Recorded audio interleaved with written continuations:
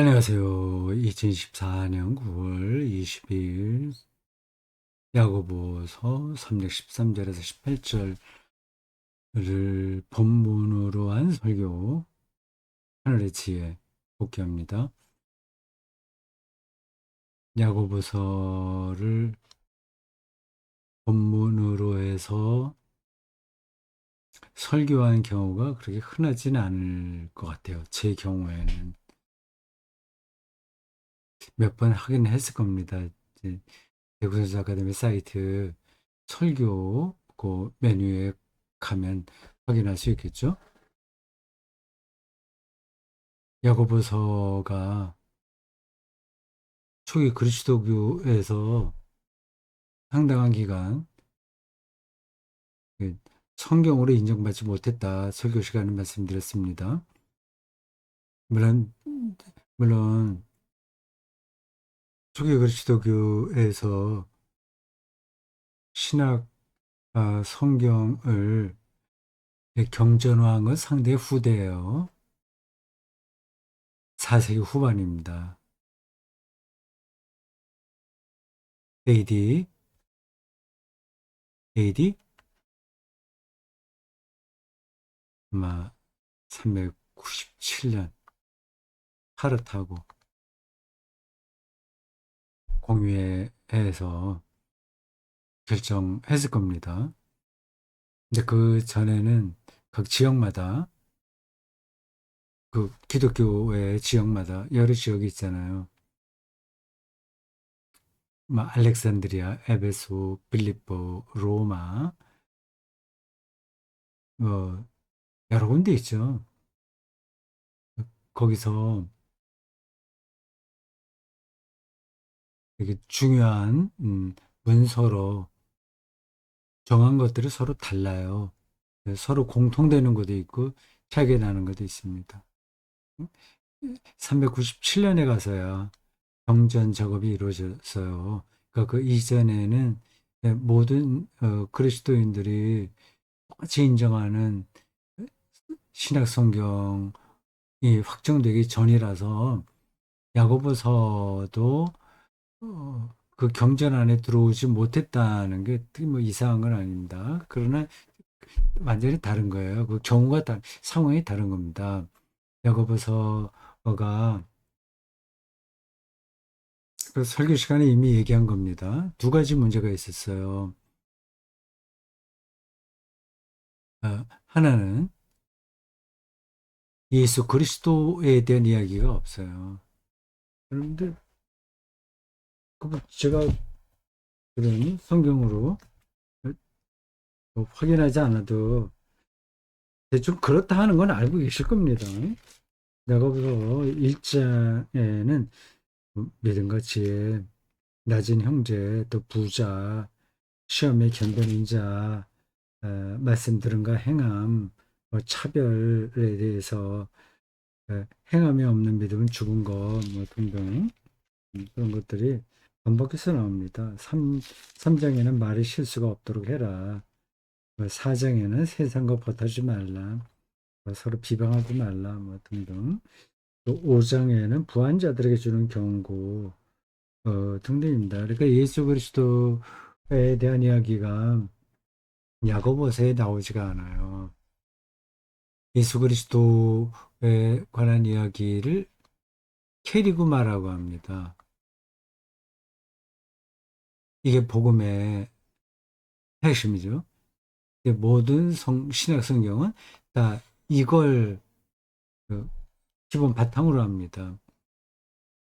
히브리서가 약간 이런 점에서 좀, 좀 특이하긴 해요. 근데 그 유대교의 어떤 전통을 통해서 예수 그리스도를 변증하는 책입니다. 히브리서가. 그래서 우리가 일반적으로 알고 있는 그런 바울의 편지들하고는 차이가 있어요. 바울의 편지가 신약 성경 바울 서신이죠. 이게 신약 성경의 기본이라고 할 수 있습니다. 복음서보다도 바울의 편지가 먼저 기록됐어요. 데살로니가 전서 후서 이게 신약 성경 중에서 가장 먼저 됐습니다. 이게 무슨 말이냐? 예수 그리스도에 대한 신앙 고백이 먼저 있었고 그것에 근거해서 복음서가 기록됐다는 얘기입니다. 뭐 그게 뭐 중요하다고 그게 똑같은 얘기 아니냐? 할 수 있지만 그렇지 않습니다. 뭐 그건 그래, 이 정도로 넘어가겠습니다. 야고보서는 에, 신약의 모든 성경이 어, 언급하고 있는 예수 그리스도에 대한 이야기가 없어요. 예수 믿는 사람들의 삶이 어떠해야 되는지를 주로 이야기합니다. 그래서 초기 그리스도교에서 상당한 기간 동안 야고보서는 별로 인정받지 못했습니다. 근데 까딱 했으면 저 야고보서는 외경으로 떨어졌을 거예요. 음, 그런데 저 야고보서가 경전 안으로 캐논이죠, 캐논. 안으로 들어오게 된 사정이 다 있을 겁니다. 그것에 대한 아주 자세한 내용은 제가 잘 몰라요. 연구해 볼 만하긴 합니다. 근데 야고보서의 특징이 예수 그리스도에 대한 직접적인 해명이 없다. 이건 신약 성경으로서는 자격 미달인 거죠. 그리고 또 하나 특징은 이거하고 야고보서하고 정반대되는 게 바울 서신입니다. 바울 서신은 오로지 예수 그리스도에 대한 이야기예요. 바울 그 십자가와 부활이죠. 그것만 얘기합니다. 십자가 부활 외에는 다른 건 아무것도 얘기하지 않겠다고까지 얘기를 말해요. 물론 목회에 관한 이야기들도 바울 서신에 어느 정도 있긴 있어요. 뭐 목회 서신이라고요. 디모데 전서 후서 이런 것들을 가리킵니다. 그런 성경에는 목회를 어떻게 해야 되냐 하는 방법, 뭐 그런 것들이 나와요. 근데 그러한 목회 서신은 바울의 직접 서신에 시키기가 약간 좀 어렵습니다. 그래서 학자들 간에 논란이 심해요. 근데 바울이 그, 그, 어, 지필자로서 틀림없다고 하는 서신들은 다 예수 그리스도에 대한 이야기만 합니다. 대표적으로 로마서, 고린도전서 후서, 갈라디아서 뭐 그런 것들이죠. 이 바울과 대초점에 있는 게 야고보서예요. 설교 시간에 얘기했지만 야고보서는 야고보가 기록한 것으로 볼 수 없습니다. 예수님의 동생 야고보가 있고 예수님의 제자 야고보도 있죠. 산티야고 순례길 있지 않습니까? 그게 저 야고보 의 순교를 기념하는 그 스페인의 북쪽에 있는 스페인 북쪽에 있는 그 성당까지의 길 아니에요? 막 프랑스 어느 기점부터 거기까지인데 뭐 400km 정도 된다고 하던가요? 그 산티아고입니다. 스페인어로 성 야고보라는 뜻이에요. 상트라는 성. 예, 영어로 제이콥이라는 이름이 산티아고 이렇게 스페인어로 불리는 것 같아요. 그 산티아고에서의 그 야고보는 예수님의 제자이고요. 예루살렘 교회에서 어, 그 리더로 활동한 사람이 예수님의 동생 야고보예요. 이 야고보와 바울의 관계가 어땠는지에 대한 연구도 많이 있습니다. 바울은 이렇게 야고보서는 예수님의 동생 야고보나 예수님의 제자 야고보가 기록한 게 아니라 먼 훗날 어느 익명의 저자가 기록한 거예요.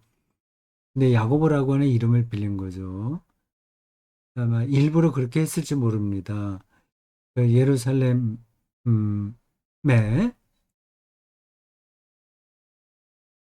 지도자인 야고보와 이방인 그리스도교의 지도자인 바울 사이에 예, 알력 비슷한 것들이 있었다고 봐야죠. 뭐 그걸 알력이라고 해야 될지 신학적인 차이라고 해야 될지 정확하게는 모르겠습니다.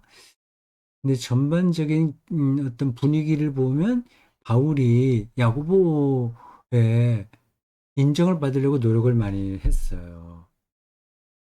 어쨌든 이 신약 성경만 놓고 볼 때 이 바울 편지와 이 야고보서가 대립됩니다. 바울은 믿음을 강조하죠. 루터 같은 사람들은 심지어 솔라 피데라고까지 하니까요. 로마서 갈라디아서의 핵심 주제입니다. 근데 야고보는 그 행위가 없는 믿음은 죽은 거다. 그렇게까지 비판하지 않습니까? 이렇게 대립하는 거예요. 그래서 그 야고보서를 기록한 익명의 어떤 저술가는 그 상황을 알고 있기 때문에 야고보라는 이름으로 어, 이제 글을 이렇게 확산시켰던 것 같아요. 야고보 서가 그 내용으로 볼 때 예수 그리스도에 대한 이야기가 일절 없고 그리고 그리스도교의 메인스트림이라고 할 수 있는 바울의 믿음, 음, 바울의 이신칭의에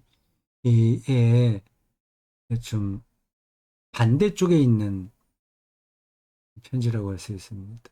그래서 서러움을 많이 받았죠.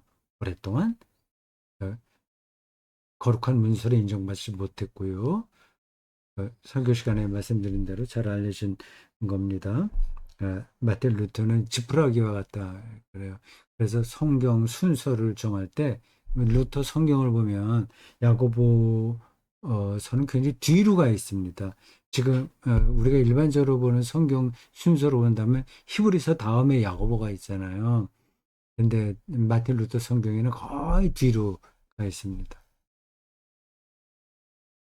구설에 올랐다. 그러나 결국에 어, 교회에서는 야고보서를 경조로 인정했다. 말합니다. 왜 그렇게 했느냐 하는 걸 제가 설교 시간에 얘기했습니다. 그 바울 신학을 극단적으로 몰고 간 사람들에 대한 경고로서 야고보서는 성경 말씀으로 손색이 없다. 자격이 있다. 그래 본 겁니다. 필로, 필로스, 필로스 사랑이라는 거잖아요. 에로스, 필로스, 아가페라고 할 때요. 소피아 이 결합돼서 이걸 철학이라고 우리나라와 중국과 일본은 부릅니다. 네, 원래 그 그리스어 필로소피아를 따른다면 철학이라고 하지 말고 그 사랑의 자를 써야 되죠. 사랑의 자. 에, 지. 에지 해야 되죠. 에지. 필로스는 사랑이고 소피아는 지혜입니다. 이걸 가장 으뜸되는 학문이라고 생각을 했습니다. 근데 보통 학문이라고 할 때는 끝에 로지가 붙어요. 좀 안트로폴로지, 사이콜로지, 소셜로지, 뭐 심지어 에콜로지, 신학도 theology라고 하잖아요. 음. th, theology라고 합니다.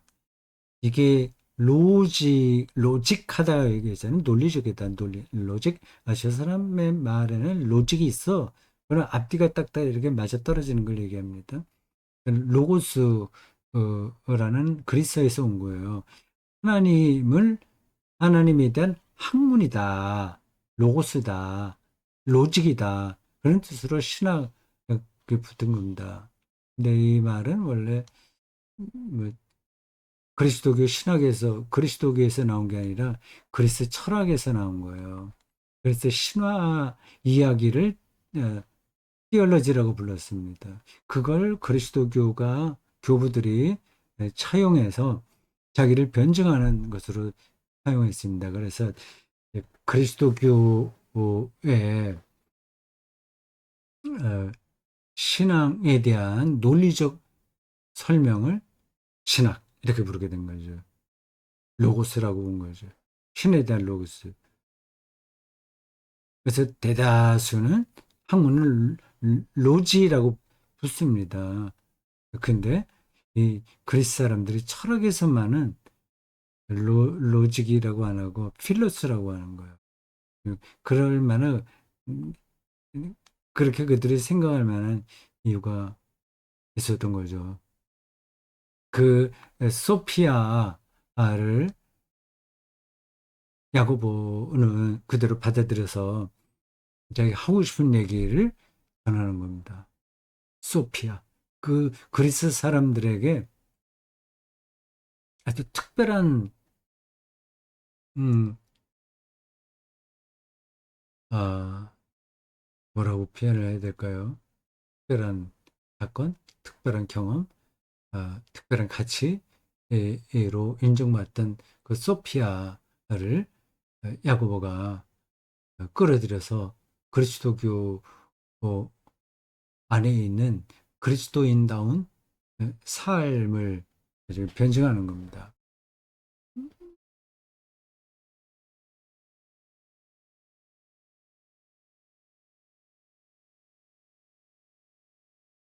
야고보서와 산상수를 읽어보면 서로 통하는 게 있더라. 그렇게 말씀을 드렸어요.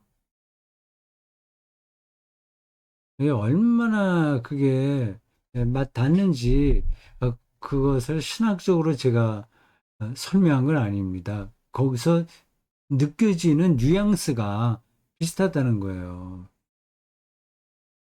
산상수훈 는 그 복음 중에서 복음이다. 사람들이 보통 그렇게 이야기합니다. 마태복음 5장에서 7장이에요. 팔복부터 시작하죠.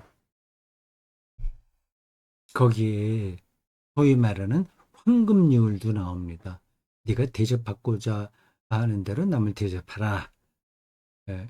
그래서 산상수는 교회 다니지 않는 사람들에게도 상당히 호의적으로 받아들여져요. 그리고 세계의 여러 그 사상가들이나 또 휴머니즘에 철저했던 사람들이 이 산상수훈의 영향을 많이 받았습니다. 톨스토이 같은 사람도 산상수훈의 영향을 많이 받았겠죠. 물론 산상수훈만은 아니겠으나 그 산상수훈이 이 강렬하게 전파하고 있는 메시지에 영향을 받은 영웅들, 위인들, 사상가들, 예술가들이 많이 있습니다. 음, 근데 산상수훈에 보면 그걸 전문적으로 제가 설명할 수 있는 건 아니고요. 왜 저런 이야기가 저기 들어갔냐 하는 거를 이제 말씀드리려고 하는 겁니다. 야고보서도 그렇고 산상수훈도 그렇고 그게 독재적으로 있는 게 아니에요. 그럴 수밖에 없는 삶의 자리가 있어요. 이 삶의 자리를 놓치고 성경을 읽으면 이제 성경이 예, 이제 오해되는 경우가 많이 있습니다. 지찜 리벤 삶의 자리요. 야고보서가 처한 야고보서라고 해도 좋고요. 처한 삶의 자리가 뭔지라고 말씀드렸죠. 그 바울 신앙을 극단적으로 몰고 간 그 율법 폐기론자들의 위험성입니다.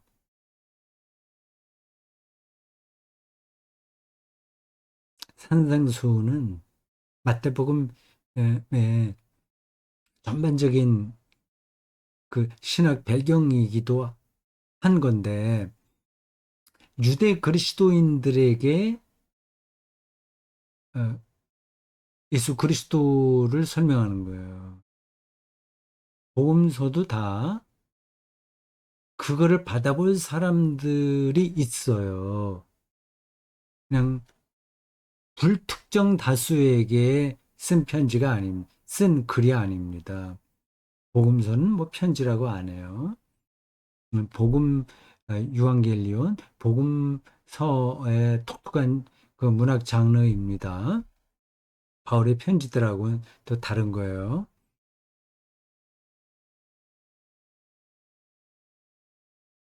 각각 복음서들이 어떤 그 독자가 달랐어요. 요한복음 같은 거는 특별히 더 그 그리스 철학의 영향을 많이 받은 자들을 대상으로 하는 거죠. 그러니까 이방인 중에서도 뭐 그 당시에 이제 그리스 철학, 그리스어가 그 거의 대세였으니까 당연하기도 하지만 특별히 이 요한복음은 그런 성격이 아주 강합니다. 마태복음은 유대 그리스도인들에게 복음을 전하는 거예요. 그러니까 그게 지금 정확하게 그 상황을 제가 여러분들에게 말씀드릴 수는 없어요. 그 방향만 말씀드리는 겁니다. 그 유대교 전통 안에서 살고 있는 그리스도인들에게 혹은 아직 그리스도인이 되지 않았으나 거기에 걸쳐 있는 사람들에게 예수 그리스도를 전하는 거죠. 그러니까 당연히 율법을 무시할 수 없는 거예요. 내가 율법을 폐하러 온 게 아니라 완성하기 위해서 왔다고 어, 마태복음 산성수훈에 기록된 겁니다. 근데 다른 복음서에는 그 율법에 대해서 이런 산상수훈이 말하는 것처럼 어, 어느 정도 호감을 갖고 호가 좀 좋은 어, 관점으로 말하지 않아요.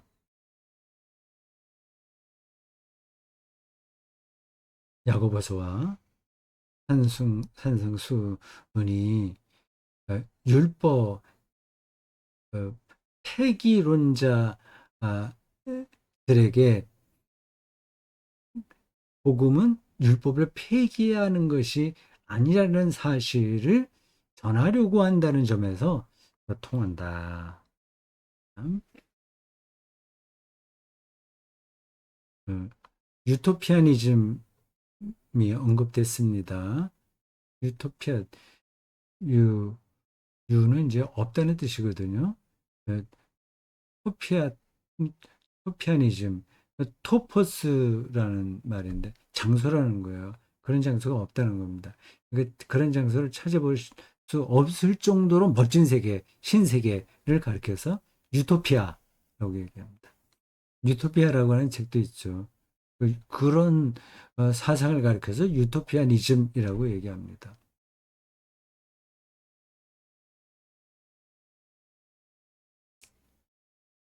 인간의 미래가 좋게 된다고 하는 겁니다. 잘 풀린다. 그동안 우리 실수한 것만 잘 만회하면 된다고 하는 거예요. 계몽주의가 그런 관점이었다고 말씀드렸어요. 계몽시키는 거예요. 그러면 몰랐던 걸 깨달으니까 그러면 선하게 되는 거죠. 잘 깨우치면 사람은 착하게 된다. 평화지향적으로 된다. 이 일리가 있습니다.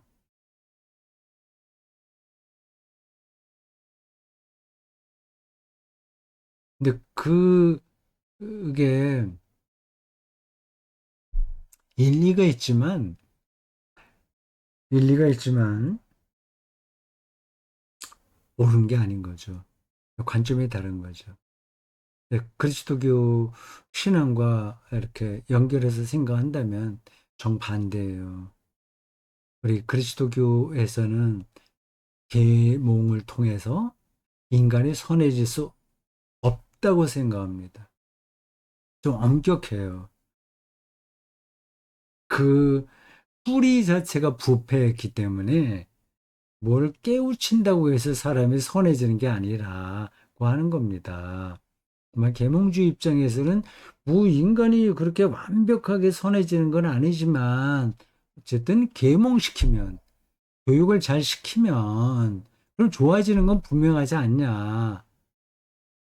그렇게 볼 수 있는 거죠. 그것도 일리가 있다니까요. 근데, 근데 그 부분적으로 일리가 있는 거를 전체적으로 옳은 것처럼 주장하다 보면 시행착오가 생깁니다. 그 공산주의 이도 유토피아니즘이라고 말씀드렸어요. 얼마나 멋진 아이디얼리즘입니까? 이데아가 멋지잖아요. 이데올로기가 멋지잖아요. 능력만큼 일하고 필요한 것만큼 가져간다고 하는 겁니다. 인간 노동의 해방이에요. 그 의식화만 되면 사람은 그런 멋진 어, 세계, 공동 커뮤니즘이에요. 공동의 세계. 같이 먹고, 같이 소유하고, 같이 어려움을 겪고, 같이 역사를 투쟁하면 역사에 저항하며 사는 거죠.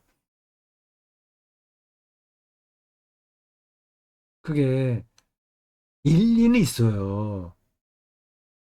근데 실패했죠. 인간이 그렇게 살지를 못합니다.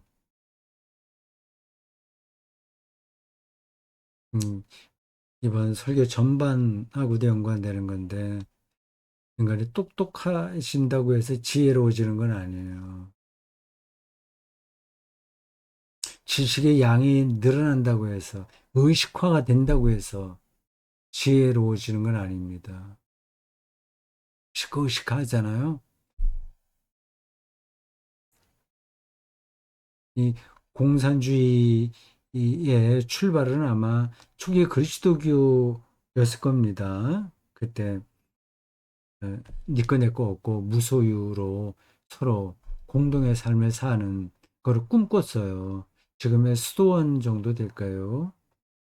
수도원 공동체 에, 라고 할 수 있겠죠. 근데 수도원 공동체가 하나의 제도로서는 가능해요. 근데 거기 수도사들이 모두 선한 건 아니에요. 선해질 수가 없어요. 그 안에서도 또 알력 다툼이 있고, 뭐, 온갖 인간적인 한계가 다 드러납니다. 다만 그게 하나의 질서로서 제어되고, 어, 그러한 다툼과 전쟁이 없는 것처럼 굴러갈 뿐이에요. 공산주의가 실패했습니다. 그렇게 의식이 투철하다고 해서 능력만큼 일하고 필요한 것만큼 가져갈 수가 없어요. 안 되는 거예요. 네, 계몽주의 실패. 네, 그걸 대신하는 21세기의 사상이 실증적 자연과학주의입니다. 그건 무조건 자연과학이 잘못됐다는 건 아닌데, 자연과학이 우리 인간을 구원할 것처럼 얘기했잖아요. 온갖 판타지가 많잖아요. 그것도 일종의 유토피아니즘입니다. 인간은 늘 그걸 꿈꾸죠. 뭐 그리스도교도 어쩌면 천국 개념이 그러나 유토피아니즘과 완전히 관계가 없다고 말할 수는 없겠죠. 근데 우리는 어, 그것을 넘어서고 있어요. 예수 그리스도를 통해서 생명을 얻는다. 하나님과 인간 사이에 막혔던 담이 무너졌다. 그래서 그 평화의 토대가 예수 그리스도를 통해서 이루어졌다고 얘기를 하면서 바리스타와 소믈리에 이야기를 했습니다. 네, 비유로 얘기한 거예요. 그 커피 맛의 미세한 차이를 이렇게 붙들어내는 사람이 바리스타잖아요. 그것도 뭐 수준의 차이가 뭐 많겠죠. 그러나 그 방향은 그런 겁니다. 다른 사람들이 느끼지 못하는 커피 이 맛과 향의 차이를 더 깊이 들어가서 찾아내는 사람이 바리스타죠. 소믈리에, 포도주에 대한 그 감각에 유달리 다른 전문가를 가리킵니다. 그 차원을 인정해야죠. 근데 전혀 그 모르는 사람이 저 바리스타와 소믈리에가 하는 거는 말장난이지 괜히 없는데 있는 것처럼 저렇게 말만 번들게 할 뿐이지 뭐가 맛과 향이 다르다고 저래 그렇게 얘기한다면 우스꽝스러운 거 아니겠습니까? 뭐 음악도 그렇고 예술도 마찬가지 이것처럼 예수 그리스도를 통한 생명 경험이 다른 사람들에게 포착되지 않는다고 해서 우리가 그런 부분에 대해 어, 어, 이 자신감을 잃을 필요가 없어요. 우리는 영적인 의미에서의 전문적인 바리스타이고 전문적인 소믈리에예요.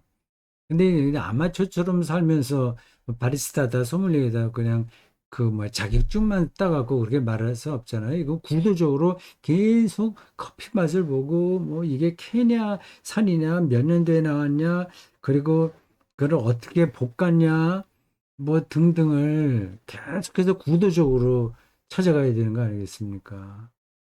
그러면 그 사람에게는 그 어, 미세한 차이가 리얼리티로 경험되는 거예요. 그리스도교 신앙도 그와 같습니다. 근데 그걸 잘 모르면 뭐 거기서 거기네 비슷한데 뭐 별거 아니네. 그렇게 지나가요. 그래서 그 맛을 모르기 때문에 괜히 다른 것에 신경을 많이 쓰게 됩니다. 바리스타와 소믈리에는 그 맛을 찾기 위해서 진력하잖아요. 근데 그게 없는 사람들은 그냥 포장만 잘해갖고 어떻게 많이 파냐 이런 데만 신경을 쓰는 겁니다. 마지막 끝 문장에 값싼 믿음 이건 죽은 것이다 라고 야고보가 일갈했다고 했습니다.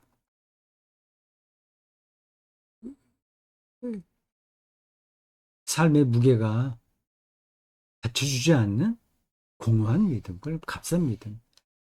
보네포의 표현이겠죠? 값싼 믿음. 근데 그게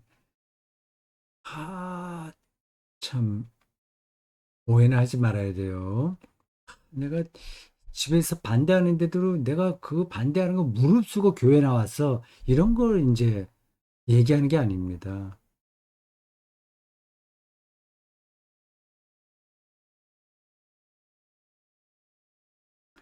삶에 대한 무게가 전혀 없이 종교적 열망 가운데만 예, 갇혀 있다거나 그리스도교 신앙을 종교 동아리의 취미 활동처럼 여기는 태도를 가르쳐 주죠. 죽은 거다. 오늘 여기까지 하겠습니다. 수고하셨어요.